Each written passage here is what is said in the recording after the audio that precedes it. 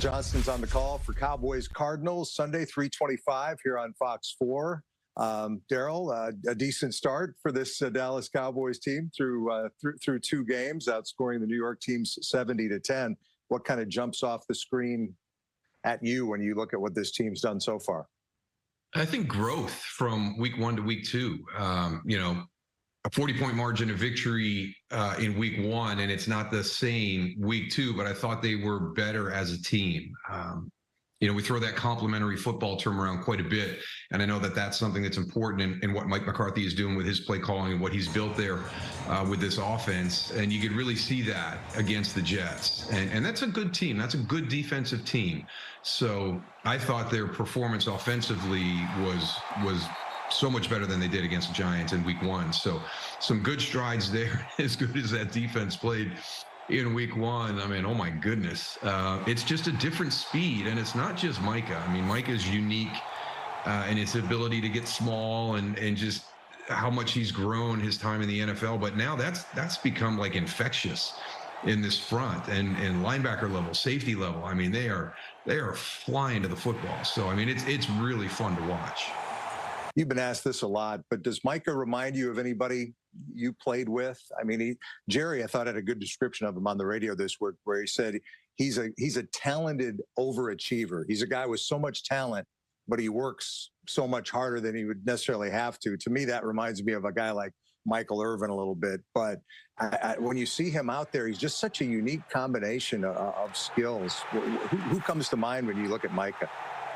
Well, I think the big thing is what you're talking about. And I don't know if it's just that drive to be the best that he can possibly be. If there's maybe, I don't think I'm as good as everybody says I am, and that drives him, whatever that motivation is. I mean, to spend time in the offseason with Andrew Whitworth and to get information from what the offensive tackle says, what gives you problems? When you line up out there on the open tackle, and it's 3rd and 12, what are you worried about? What is your primary focus? I used to watch the film on Lawrence Taylor, and it was just amazing, what he was able to do. And he was that same relentless, always running into the football, the emotional heart and soul of the Giants. And then I watched the football life of Lawrence Taylor, and you got into his commitment to the game and his craft and how much effort he put into the mental side of the game. And it was funny because when I watched that, I remember one time we were playing him early on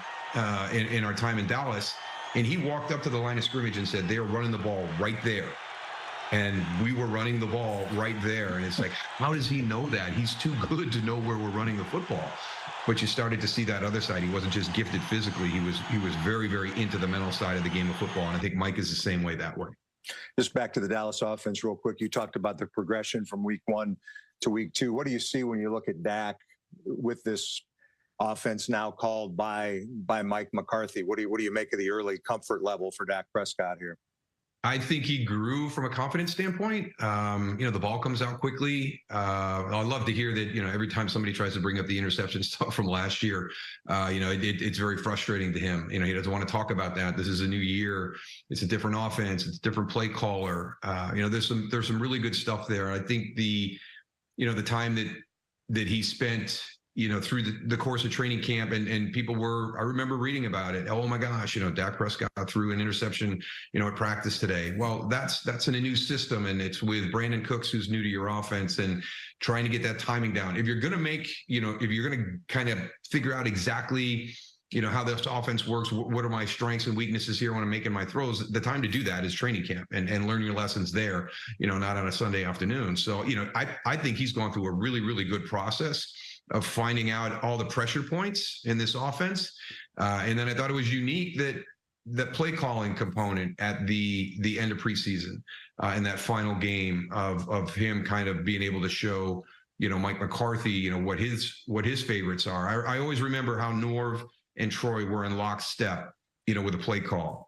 We didn't have a lot of audibles at the line of scrimmage. We hardly had any audibles at the line of scrimmage, especially something completely live where Troy could just go into a basket and pull a play out. He trusted Norv to get us into the right situations. And when you get that connections, it's really special.